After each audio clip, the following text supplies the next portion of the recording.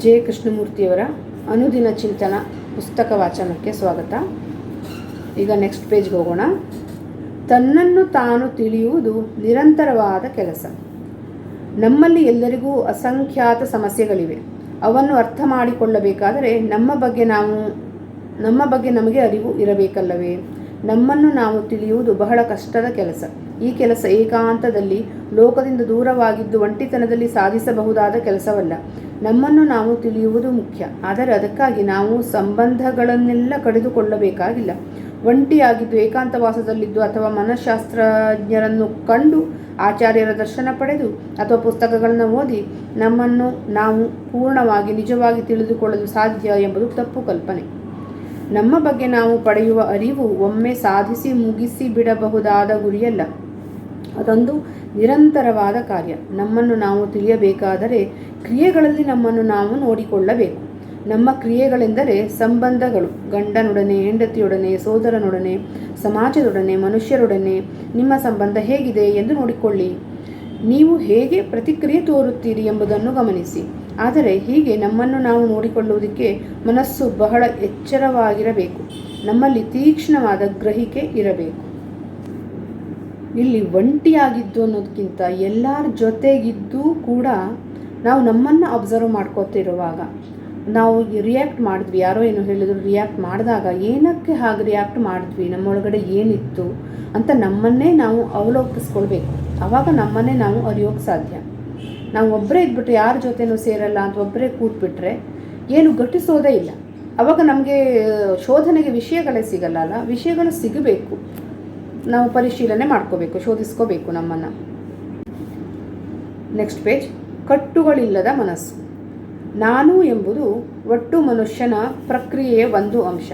ಆದ್ದರಿಂದ ಜಗತ್ತಿನಲ್ಲಿ ಬದಲಾವಣೆ ಆಗಬೇಕಾದರೆ ಮೊದಲು ನನ್ನಲ್ಲಿ ಬದಲಾವಣೆ ಆಗಬೇಕು. ನಮ್ಮನ್ನು ನಾವು ಬದಲಾಯಿಸಿಕೊಳ್ಳಬೇಕಾದರೆ ನಮ್ಮ ಬಗ್ಗೆ ನಾವು ತಿಳಿದುಕೊಳ್ಳಬೇಕು.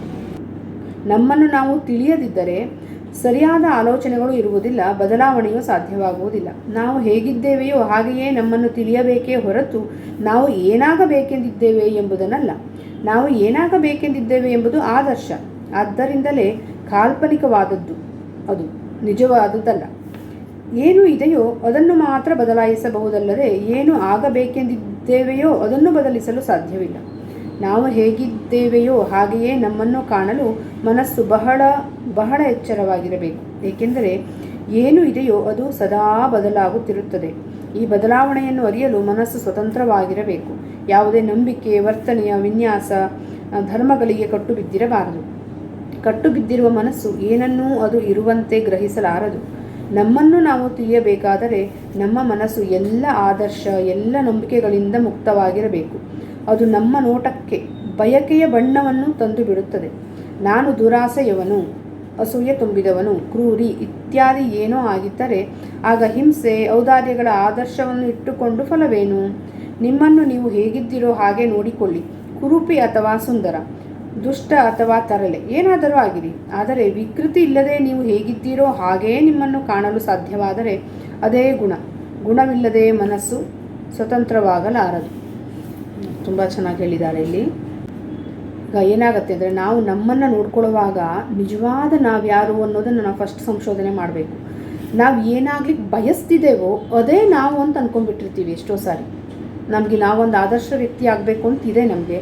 ಅದು ನಾವೇನು ಅಂದ್ಕೊಂಡಿರ್ತೀವಿ, ನಾನೇ ಆದರ್ಶ ವ್ಯಕ್ತಿ ಆಗಿದ್ದೀನಿ, ನನ್ನ ನಿಜವಾದ ಗುಣನೇ ಆದರ್ಶ ಅಂತ ನಾವು ಅಂದ್ಕೊಂಡಿರ್ತೀವಿ.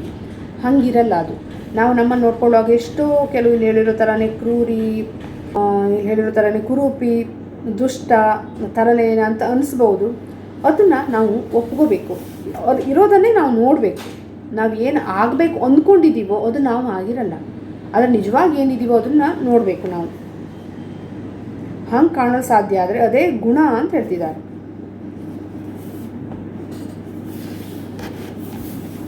Next page. ಕ್ರಿಯಾಶೀಲವಾದ ಸ್ವಜ್ಞಾನ. ನಮ್ಮ ಬಗ್ಗೆ ನಮಗೆ ಜ್ಞಾನವಿಲ್ಲದಿದ್ದರೆ ಆಗ ಎಲ್ಲ ಅನುಭವಗಳು ಕೇವಲ ಭ್ರಮೆಗಳನ್ನು ಹುಟ್ಟಿಸುತ್ತವೆ.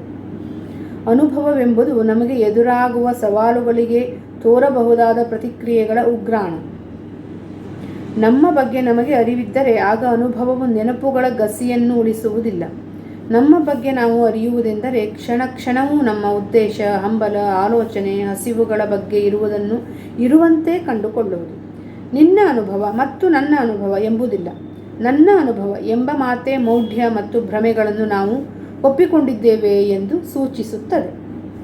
ನೋಡಿ, ನಮ್ಮನ್ನೇ ನಾವು ಅರ್ಥಕೊಳ್ಳೋಕ್ಕೆ ನಮ್ಮದೇ ಅನುಭವಗಳು ಹೇಗೆ ನಮಗೆ ಅಡ್ಡಿ ಆಗುತ್ತೆ ಅಂತ. ನಮ್ಮದೇ ಅನುಭವಗಳ ಬಗ್ಗೆ ಇರೋ ನಮ್ಮ ಅಭಿಮಾನ ಅಥವಾ ವಿಶ್ವಾಸವೇ ನಮಗೆ ಹೇಗೆ ನಮ್ಮ ನಿಜವಾದ ಕಲಿಕೆಗೆ ಅಡ್ಡಿ ತರುತ್ತೆ ಅಂತ. ಇಲ್ಲಿ ಕಲಿಕೆ ಅಂದಾಗ ಹೆಚ್ಚಿಗೆ ಹೇಳೋದು ನಮ್ಮದೇ ಕಲಿಕೆ. ನಾವು ಜಗತ್ತನ್ನು ಕಲಿಬೋದು, ಬೇರೆಯವರನ್ನು ಕಲಿಬಹುದು ಅನ್ನೋದು ಬೇರೆ.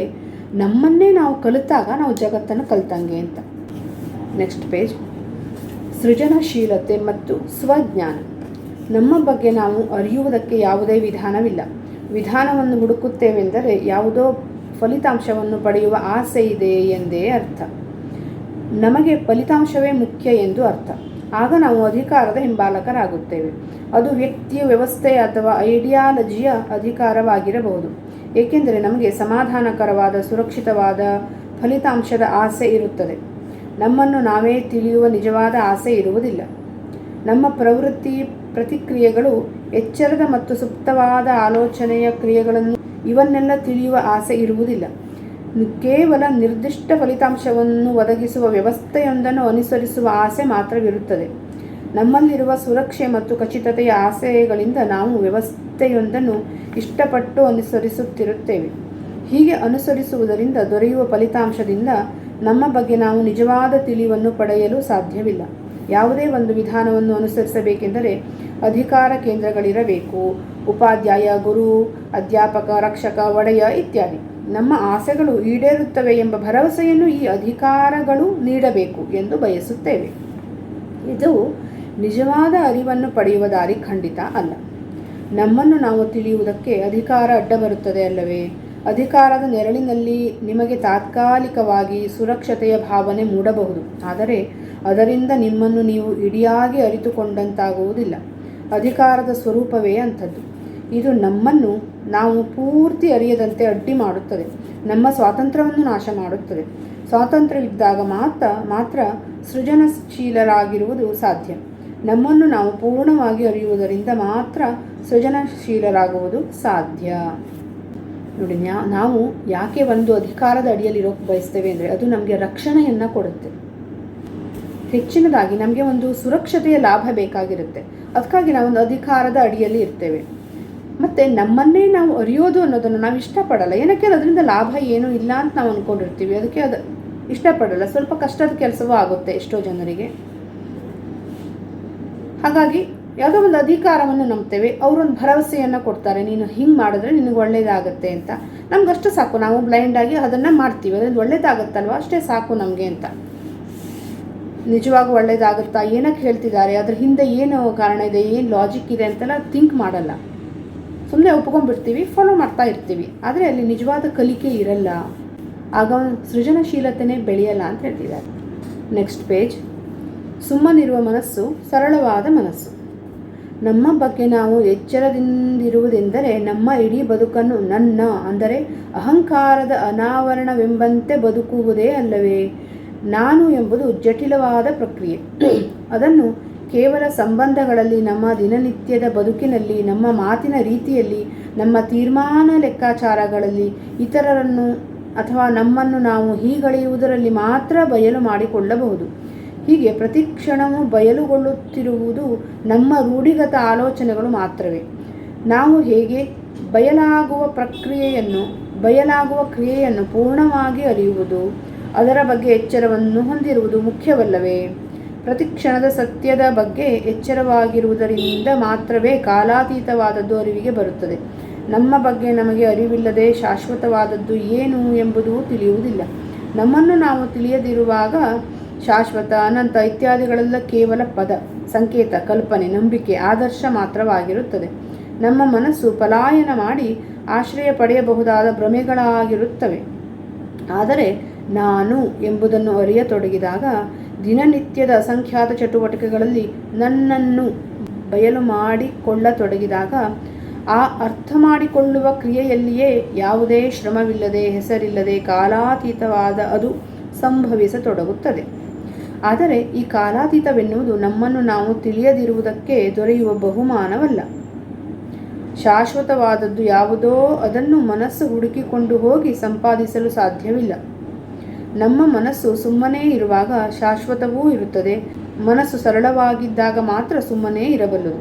ಮನಸ್ಸು ಸಂಗ್ರಹಶೀಲವಲ್ಲದೇ ಇರುವಾಗ, ತೀರ್ಮಾನ, ತಿರಸ್ಕಾರ, ಹೋಲಿಕೆ, ತೂಕ, ಪದಗಳು, ಜ್ಞಾನ, ಮಾಹಿತಿ ಇತ್ಯಾದಿಗಳಿಂದ ತುಂಬಿಲ್ಲದಿರುವಾಗ ಸರಳವಾಗಿರುತ್ತದೆ. ವಿಶ್ಲೇಷಿಸುವ ಲೆಕ್ಕಾಚಾರದಲ್ಲಿ ತೊಡಗಿರುವ ಮನಸ್ಸು ಸರಳವಾದ ಮನಸ್ಸು ಅಲ್ಲ. ನೋಡಿ, ನಮ್ಮ ಮನಸ್ಸು ಯಾವುದಾದ್ರೂ ಒಂದು ಚಟುವಟಿಕೆಯಲ್ಲಿ ಯಾವಾಗಲೂ ಇರುತ್ತೆ. ತೀರ್ಮಾನ ಮಾಡ್ತಾ ಇರುತ್ತೆ, ತಿರಸ್ಕರಿಸ್ತಾ ಇರುತ್ತೆ, ಏನಾದರೂ ಯಾರ ಜೊತೆ ಕಂಪೇರ್ ಮಾಡ್ತಾ ಇರುತ್ತೆ. ತೂಕ, ಅವನು ಹೆಚ್ಚು ನಾನು ಕಡಿಮೆ ಅಂತ ಅದೇ ಕಂಪ್ಯಾರಿಸನ್ ಮಾಡ್ತಾ ಇರುತ್ತೆ. ಒಂದಿಷ್ಟು ಪದಗಳು, ಯಾವುದೋ ಒಂದು ಪದವನ್ನು ಇಟ್ಟುಕೊಂಡು ಆ ಪದಕ್ಕೆ ನಾವೆಷ್ಟು ಅದಕ್ಕೆ ಸರಿ ಹೋಗ್ತೀವಿ, ಸರಿ ಹೋಗಲ್ಲ ಅನ್ನೋದೊಂದು ಮಾಡ್ತಾ ಇರ್ತೀವಿ. ಅಥವಾ ಯಾವುದೊಂದು ಪದಕ್ಕೆ ಅರ್ಥ ಕೊಡೋ ಪ್ರಯತ್ನ ಹಿಂಗಿದು ಮಾಡ್ತಾ ಇರ್ತೀವಿ. ಜ್ಞಾನ, ಒಂದಿಷ್ಟು ಜ್ಞಾನವನ್ನು ಸಂಗ್ರಹಿಸ್ತಾ ಇರ್ತೀವಿ. ಇದು ಯಾವುದು ಇಲ್ಲದೇ ಇರುವಾಗ ಒಂದು ಖಾಲಿಯಾದ ಒಂದು ಮನಸ್ಸು ಇರುತ್ತಲ್ವ, ಅದು ಸರಳವಾದ ಮನಸ್ಸು ಹೊಡ್ತಿದ್ದಾರೆ. ಆ ಸರಳವಾದ ಮನಸ್ಸು ಇರುವಾಗ ನಮಗೆ ಕಲಿಕೆ ಸಾಧ್ಯ ಅಂತ. ಇಷ್ಟು ಸಾಕೀಗ. ಮುಂದಿನ ಭಾಗದಲ್ಲಿ ಮುಂದೆ ನೋಡೋಣ.